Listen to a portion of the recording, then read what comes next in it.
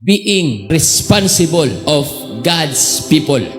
Kailangan mahimutang responsable sa mga katauhan sa Dios, responsable sa pag-atiman kanila, sa pagmatuto kanila, pagbantay sa ila. Dili irresponsable, dapat responsable gyud ta. Kailangan makasabot ka nga atimanon nimo na kay accountability. Ana nga tao kung di sa mo simba, dapat dili irresponsable nga Kristohanon nga wa na lang pugay paki. Imo na lang dayong tuldukan yang kinabuhi. Kailangan nga naay heart of Jesus.